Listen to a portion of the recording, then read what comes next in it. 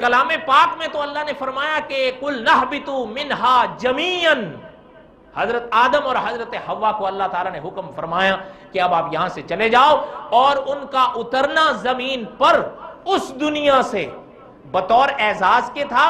اور اب یہ سوال جو ذوق سے تعلق رکھتا ہے کہ حضرت آدم اور حضرت حوا کہاں آئے، تو حضرت وجدی حسینی رحمت اللہ علیہ اور دوسرے علماء مفسرین نے بھی لکھا ہے کہ کئی اقوال ملتے ہیں، لیکن جب انتخاب جن کا زیادہ علماء مفسرین نے کیا اور بالخصوص حضرت وجدی حسینی رحمت اللہ علیہ نے کیا، اور اس پر حضرت حسن بصری رحمت اللہ علیہ کا فرمان بھی پیش کیا، اور وہ یہ کہ حضرت آدم علیہ السلام کو اللہ نے جو جنت سے بھیجا تو دنیا کے اس خطے پر حضرت آدم آئے جسے دنیا اب سری لنکا کہتی ہے، اور پرانی کتابوں میں اس کا نام سراندیپ ملتا ہے۔ کیا ملتا ہے؟ یہ وہی سراندیپ ہے جسے آج دنیا سری لنکا کہتی ہے۔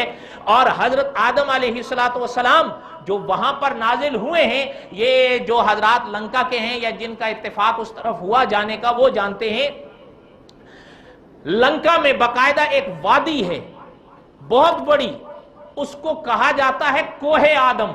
کیا کہا جاتا ہے؟ پہاڑ ہے، وہ پورا وادی ہے۔ اچھا، مزے کی بات یہ ہے کہ کئی اور بھی ہیں، ان کو وہ اپنی طرف نسبت کرتے ہیں یا اپنی نسبت اس پہاڑ کی طرف کرتے ہیں، لیکن حضرت وجدی حسینی رحمت اللہ علیہ نے لکھا ہے کہ نامعلوم زمانے سے نسلن بعد نسلن وہ وادی کوہ آدم ہی کہلائی ہے، اور آج بھی وہ کوہ آدم ہی کہلاتی ہے، اور اس کو انگلش میں آدم سپیک کہا جاتا ہے۔ کیا کہا جاتا ہے؟ آپ اگر نیٹ پر بھی لگائیں تو آپ کو اس کی تصاویر نظر آئیں گی۔ پہاڑ ہے وہ، اس وادی میں ایک پہاڑ ہے وہ، یعنی ہمیں یاد ہے وہ کیسے گئے تھے ہم وہاں پر، اس پہاڑ کی چوٹی پر ایک قدم کا نشان ہے۔ کیا ہے؟ اب وہ نشان کا قدم، جو قدم کا نشان ہے وہ ایک مندر کے اندر ہے، اس کی بھی ایک تاریخ ہے، لیکن چھوڑیں، یہ تو موقع نہیں ہے ان بیانات کا۔ اچھا، وہ قدم کا جو نشان ہے نسلن بعد نسلن وہاں کے لوگوں میں، اور پھر انہی کے حوالوں سے جو علماء نے لکھا کہ وہ قدم کا نشان اسی طور پر بیان کیا گیا نسلن بعد نسلن کہ حضرت آدم جو وہاں سے اس زمین پر اترے ہیں تو حضرت آدم کا پہلا قدم اس پہاڑ پر پڑا ہے، اور وہ نشان قدم وہی ہے۔ یہ وہ مورخین لکھتے ہیں۔ بات سمجھ میں آ رہی ہے آپ حضرات کو یا نہیں آ رہی؟ روزہ تو نہیں ہے آپ لوگوں کا؟ میں نے کہا شاید ذی الحج کے روزے رکھ رہے ہوں آپ لوگ۔ اچھا، اللہ تعالیٰ کرم فرمائے۔ اچھا خیر، حضرت آدم علیہ السلام اب بھی لوگ جاتے ہیں وہ دیکھنے کے لیے، اور اچھا اس کا نام ہی آدم سپیک ہے، اور اردو میں اس کا کیا ترجمہ ہے؟ کوہ آدم۔ کیا؟ کوہ آدم ہے۔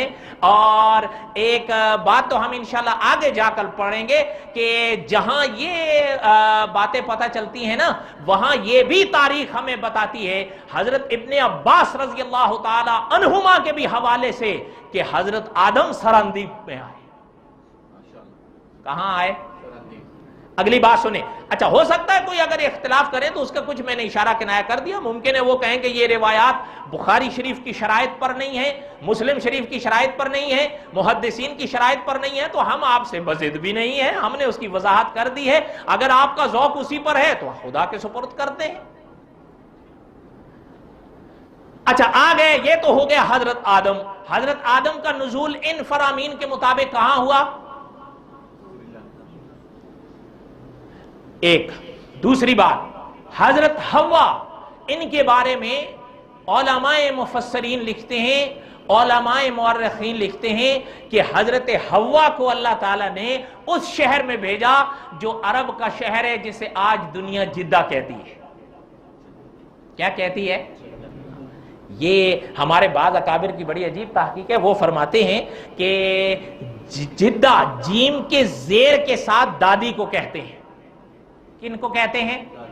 کچھ نے تھوڑا سا علمی اختلاف کیا ہے، وہ کیا کہ انہوں نے کہا کہ نانی کو کہتے ہیں۔ کیا؟ چلے نانی ہو یا دادی ہو، لیکن ان اکابر نے فرمایا کہ یہ شہر جدہ جیم کی زیر کے ساتھ جو جدہ کہلاتا ہے تو اس کی وجہ یہی ہے کہ یہ آپ کی اور ہماری سب سے بڑی دادی کا شہر ہے جنہیں حضرت حوا کہتے ہیں. اور یہ بھی شاید ہو سکتا ہے آپ سنیں, اس کی وضاحت تو میں انشاءاللہ آگے کروں گا, کہ پوری دنیا میں یعنی وہ بات نہیں ہے بخاری مسلم کی سند والی, لیکن مورخین کے بعض اقوال کے مطابق جو بڑے مشہور رہے ہیں کہ حضرت حوا کی قبر آج بھی جدہ شہر میں ہے. وہاں محلہ اشرفیہ بہت پرانا قبرستان ہے, اب تو وہ بند کر دیا گیا ہے, بہت پرانا ہے. آپ خود سوچیں کہ جس قبرستان میں بقول ان مورخین کے حضرت حوا کی قبر ہوگی تو وہ کتنا پرانا ہوگا. لیکن ہم نے ایسے علماء دیکھے اور ان سے ملے بھی, ذوق کی بات ہوتی ہے, کوئی فرائض واجبات سنن کی نہیں, ایسے علماء دیکھے جنہوں نے حضرت حوا کی طرف جو قبر منسوب ہے اس کی زیارت کی ہے.